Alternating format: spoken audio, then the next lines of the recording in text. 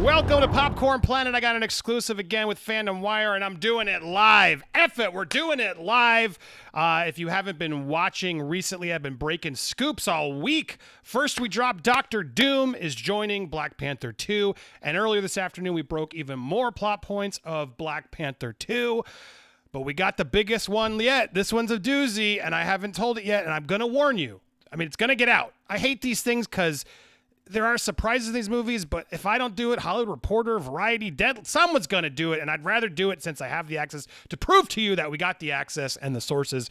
So tonight we're going to break a big scoop, and we're going to talk about what that means for the film. So thanks to everybody who's in the building. To do this right, I brought in this is my favorite panel of favorite people. Guys, look who's here with me. I got Adan, I got Damian, and I got Jody Joe in the corner. What's up, guys? What's up? All three of you were excited to be here because you know what I'm going to say. You know what's about to happen. And you're like, oh, I'm here. Let's talk. Let's do this. Mm-hmm. So if you know we got a packed house here, you know, oh, damn, they must be about to announce something soon. Guys, you ready for this scoop? Let me break this. Ready? The new Black Panther is Ray Fisher. No, I'm kidding. I saw that tweet so many times. I saw so many times. People were like, "Is that what you're doing, Andy? Is that what you're doing?" No. It's way bigger than that. Well, awesome. But before we get to that, let's make sure this we've got a lot of people coming in. We've been hyping this, so I'm happy to be here. Adan, Damian, Jody. Let's recap where we're at so far with Black Panther 2. Okay, can we start there and then we'll reveal this. I know you guys want to hear but it's just a one thing. You're gonna hear it, and then we're gonna be talking about it. But before we get to it, just to hype it a little bit further, let's talk about what's going on so far in Black Panther 2. All right, so I'm curious your thoughts because you're all fans of this. But here we go. So this is the scoop I just dropped today. First of all, Doctor Doom joining. That means a lot of things potentially. Doom War, etc. I know, Damon, you're a fan, I know, but I know Adan and Jody have been sort of louder fans about this. But any of you can chime in. Does Doctor Doom joining get you more excited for this film? And don't reveal what I'm going to reveal yet, obviously. But let's start with Doctor Doom. Did that get you more excited for the film when you heard that first? Sure, yeah. Doctor Doom is a villain that we've had twice and never really the rendition that we've all wanted. The only Doctor Doom that I saw that looked good was on Marvel vs. Capcom. That's it. So when I found out that Doctor Doom was there, that opened up a whole new world of things and hopefully a worthy villain. So yes, that was very exciting. Just to piggyback on that, Doctor Doom is a character I've always felt like has been overshadowed by the fact that he is like the nemesis of Fantastic Four. I feel like he's the nemesis of the entire Marvel universe. He is on par with Thanos when it comes to I am the big bad character that everybody should be worried about and feared and respected. That is a character that I am happy, absolutely happy to be coming to the MCU, and he deserves to have his moment to shine. And I feel like that's going to be something that I'm looking forward to seeing. Jody? Doctor Doom has been trash in every single facet we've seen him in cinema. This is going to be the first time that Kevin Feige puts his magical fingers on this. And Ryan Coogler is going to be writing this film, so I'm really excited about that. The realism that Doctor Doom is going to bring to Black Panther 2. Just not even him being in Black Panther 2. The fact that he's going to be in the MCU. Doctor Doom is the Joker Lex Luthor of Marvel. He's the guy that knows the guys, that is the guy of the guy of the guy. He's always behind some shit. It's always him. He has the ability to bring me back to like the phase 2 days of captivating amazing villains like Loki and Thanos and stuff. Doctor Doom is going to put respect on his name in the MCU. And I believe that Ryan Coogler is going to do it. And when we see it, people are going to put respect on Doctor Doom's name. Because Don was right. When he's in Fantastic Four, people dismiss him. And plus, we've seen him in these movies. He looked kind of whack. Doctor Doom is about to be serious, bruh. He ain't about them games.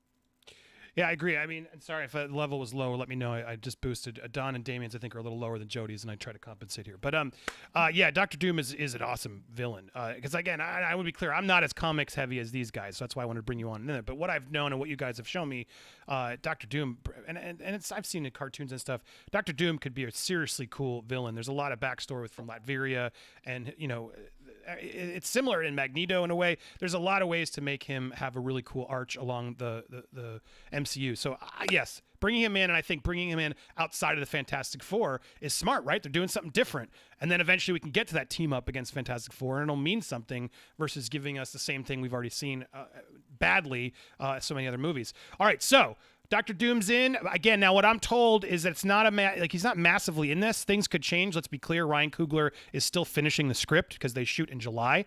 But what I'm told is a lot of the script is staying the same as it was before the tragic loss of Chadwick Boseman, which we'll talk about in general. But the loss of Chadwick really obviously had to change things in the script for obvious reasons.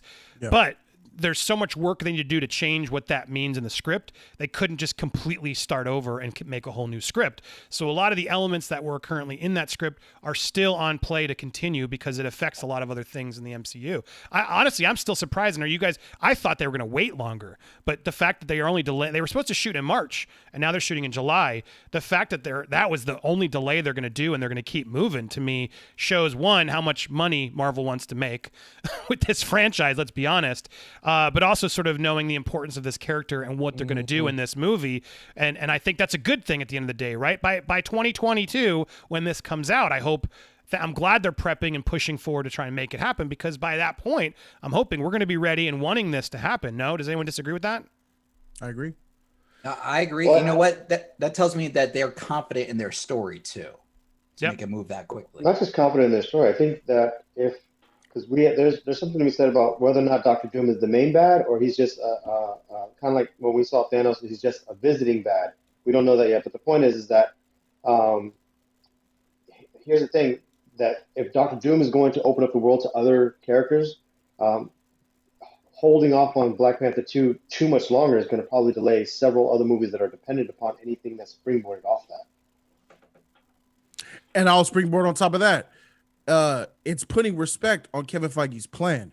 This tells me the fact that they're still doing it on schedule means Kevin Feige always had this planned. And when I kept saying it on my channel, Jody Damas, that Doom War is going to be the phase 4 mini boss like Loki was for phase 1, that was always a part of Kevin Feige's plan, and he's sticking to it. Even though we don't have the great T'Challa, rest in peace, he's still moving forward with the plan because he understands exactly what Dr. Doom means to the MCU. Doom War, Namor, Fantastic Four. It all is going to rest. I'm telling y'all, man, when we lost Chadwick Boseman, that was the biggest blow to the MCU, and a lot of people don't realize it yet. But I feel like in the next couple of years, they will start to realize it, just how important Wakanda was to the future of the MCU. I mean, Black Panther, they had to face Galactus in the comic books. What we talking about here? So Wakanda's it's the big ultimate ushering point into what's next to the cosmos, I believe. Right, and I think well said to get to this next point of, all right, so here's what we know so far based on the plot. So here we go. Let's get to it. They're keeping the plot as is, and what that means is underwater Wakandan divers will discover Atlantis. There will be underwater creatures. Namor is coming back, as many as sort of hoped would happen, and so that will be the next phase, and that's sort of the big plot that was always sort of planned with T'Challa running that, right? But now with T'Challa not there, the plan currently, what I'm told, and this could still change, because again, I do have to preface, while this is the news right now, he's not done the script. The script was done when Boseman passed away, which makes it just even more tragic. And so now he's got to go back and re-go what he can't write, for, what Chadwick can't say, and figure out how to do all that. So I can't even imagine how difficult that is for him, but they're doing it. It's happening. And what he's really working on, I'm told, is figuring out how to solve that problem. How do we respect Chadwick at the beginning of the film? Do a moment of, I'm speculating here. It's what I'm told is there will be a scene with him in costume. It won't be recast. It won't be like CGI Chadwick, but we'll see the Black Panther in some way. I'm assuming a battle or something where he is lost, where he loses. Maybe there's voiceover of, the nation mourning, whatever they got to do. They're working on that sort of initial piece to show respect and allow us to move forward. And now the new script will revolve around who takes the mantle. How do we do that? What's the plan? Apparently multiple characters will try and jockey for that mantle now that T'Challa is not there. And that is ultimately, spoiler alert, I've warned you guys, we're going to get into some of these points, so don't be mad at me because I'm getting it all out there. Spoiler alert, the talk is Shuri will suit up and become the Black Panther by the end of the film. So it won't start there. It seems like she will attempt to earn it by the end of the film, which I think if they're going to do that, makes me a little bit more, confident about, okay, that could be interesting. So the movie itself is dealing with the loss of T'Challa as we're dealing with the loss of Chadwick while they try to keep the mantle going. Could be a very smart way to do it. But this idea of jockeying for power, all of that is going to be what a lot of the film is. So that's pretty much everything I told in the article to sort of prepare you for.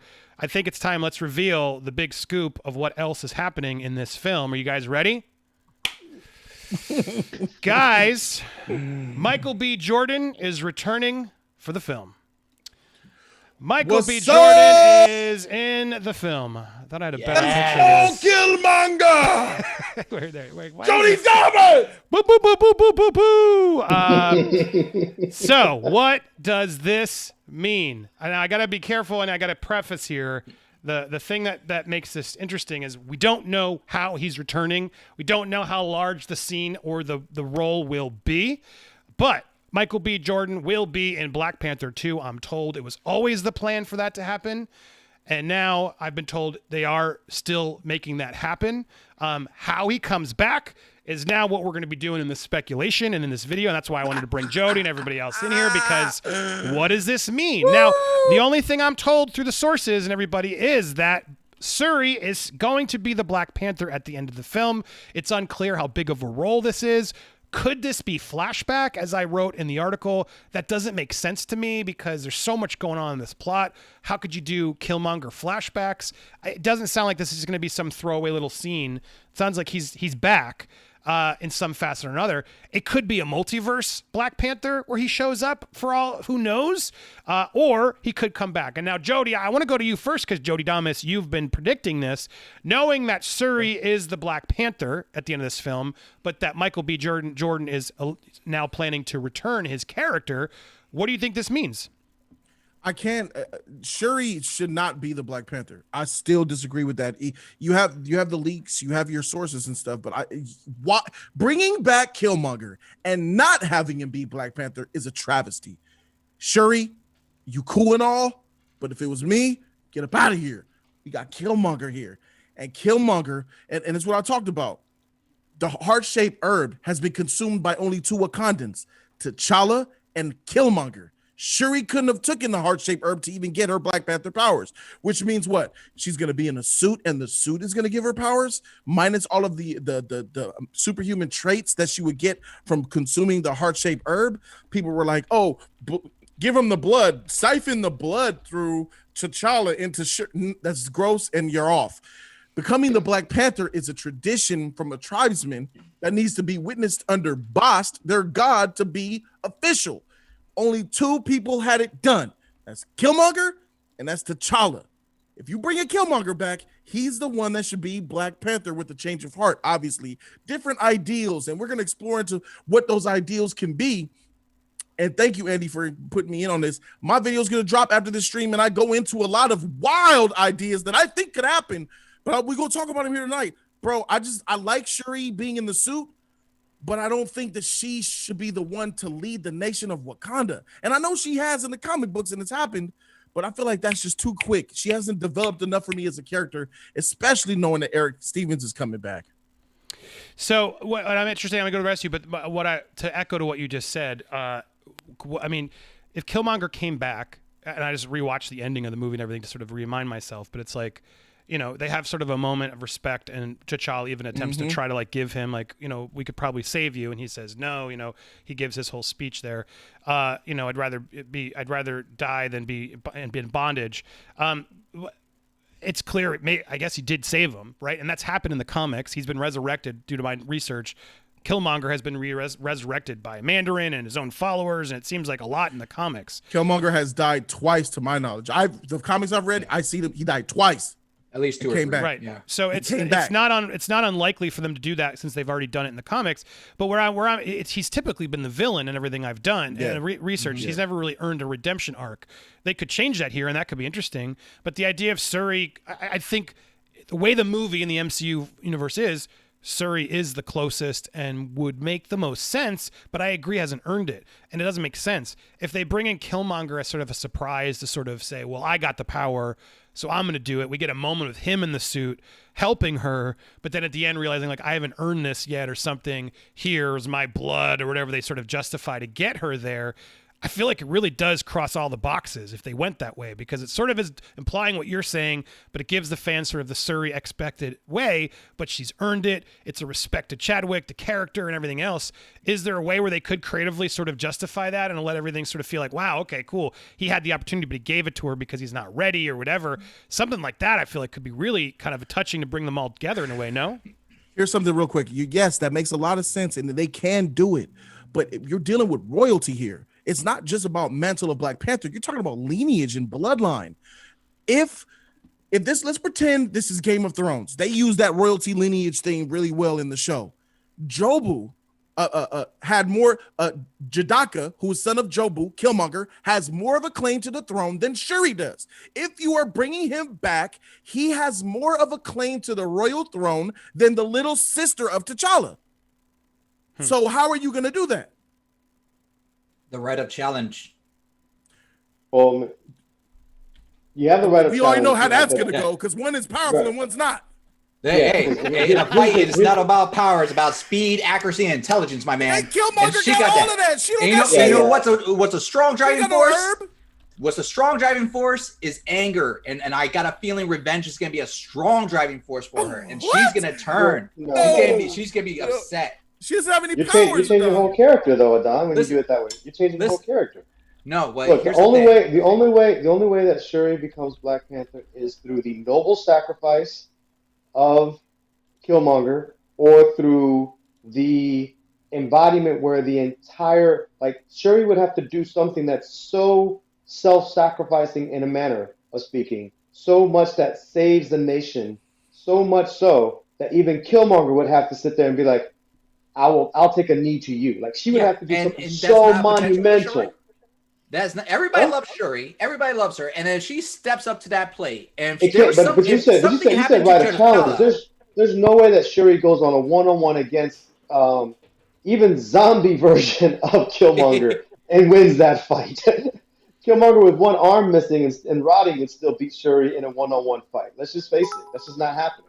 I want to thank T. White. Thank you, T. White, for donating. You guys can interrupt the stream anytime by adding those support he super actually chats. Worked on Black Panther 1. Oh, really? Nice. There you go. Yes. So thank you for the support, stepping in. What if Killmonger takes on King of the Dead? What do you guys think? That's heavy. That's heavy. Yeah. That's heavy. I wouldn't know. I think that's too heavy.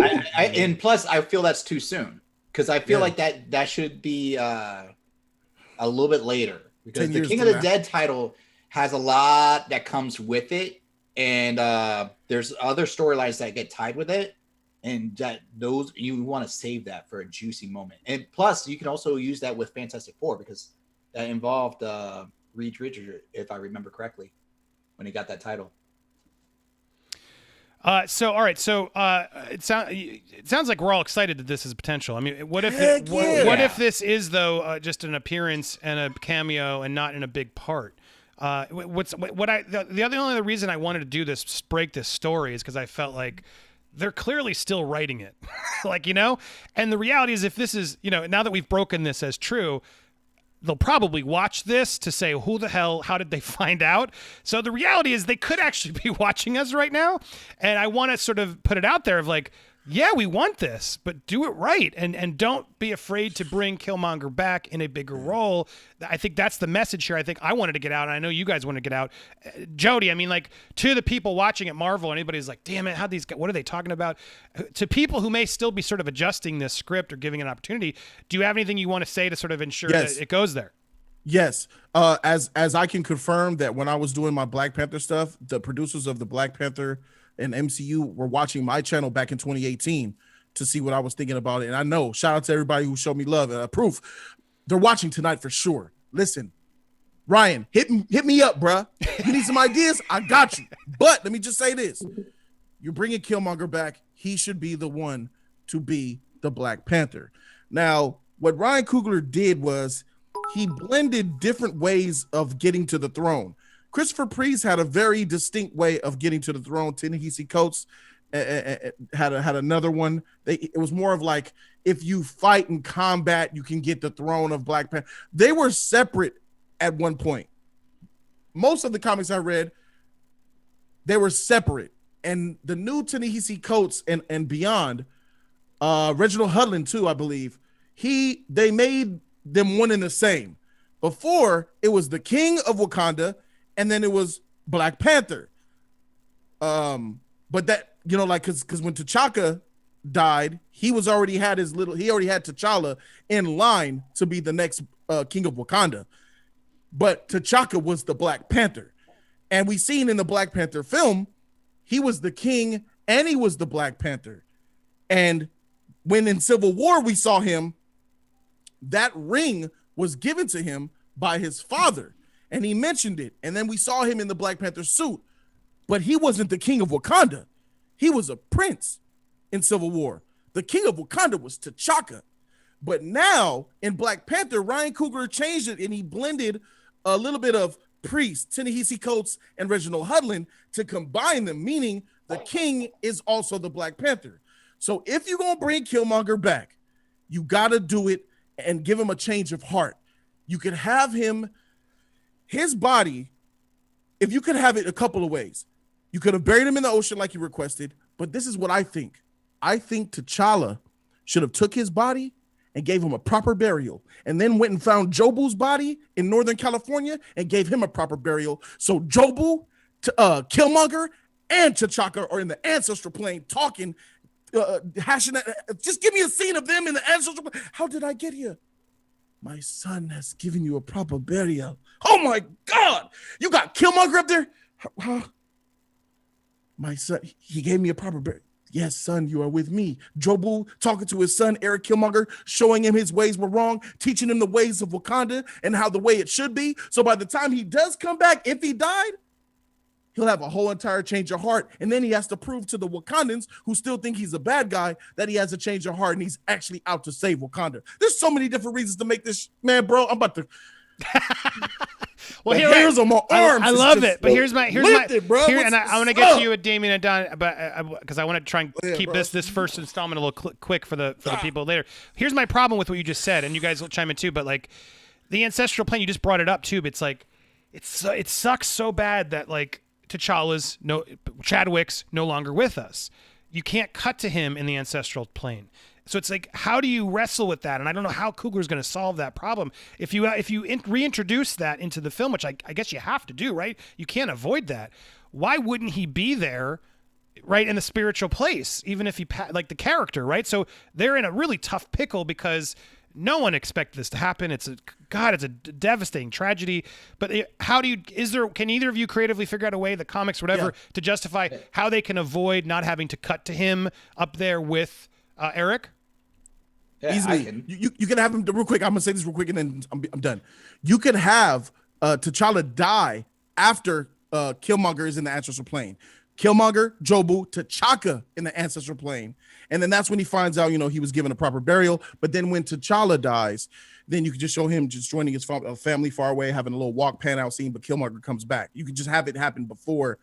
Not all four of them in the ancestral plane, just the three. And then when T'Challa dies, then he joins in and you can show like a faraway shot with him in his robe. Any black guy could be it from the back, show them walking away. That shit would be beautiful. That's it. I'm done. Go ahead, Tom. What were you going to add? See, I like your answer because yours is cinematic and it gives them a way to kind of turn a leaf. Mine was more simplistic because I look at the original Black Panther.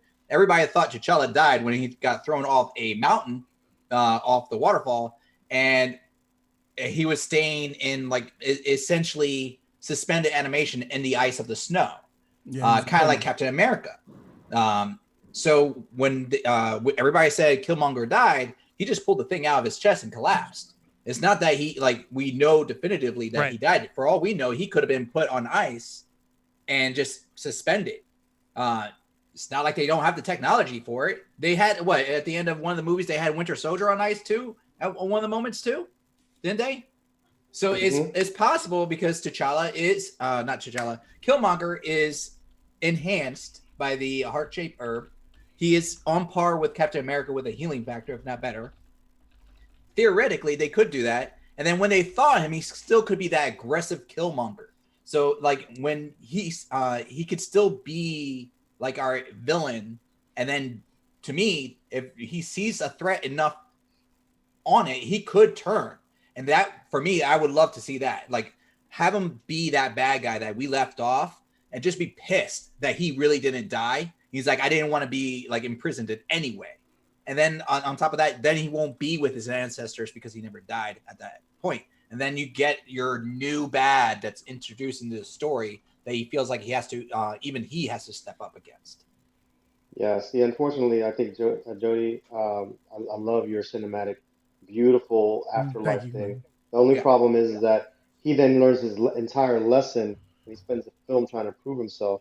I think, remember that thing that I said about Siri? I think Siri will wear she will wear the suit. I think what you end up having is, and I agree with Adan in the sense of like, Killmonger in suspended animation makes sense. I think also what happens is that when Killmonger wakes up to find T'Challa has died, and Suri stepped up. I'm sorry, guys, I'm going to spoil the whole movie for you. Suri stepped up to be the Black Panther, and she got smacked down by Dr. Doom, because let's face it, Dr. Doom's going to smack down almost anybody the first time they go against him. And she realizes that she can't take him on alone. He wakes up Killmonger. Killmonger wakes up angry and angst and stuff like that. He's like, yo, where's... But then she's like, look, I'm only bringing you back because he took down, or he took out, maybe that might even be the opening scene, Dr. Doom just crushing T'Challa. You know what I mean? It's just not just doing it, just ending Black Panther. And honestly, if anyone died against Dr. Doom the first time facing him, I don't blame him. I mean, that would establish Dr. Doom as a badass. That would make him like, yo, he just crushed. I mean, he put up a great fight, but it was like over in moments. It's kind of like the beginning of Infinity War, where Thanos just walked up and demolished Hulk, just made him look like a kid.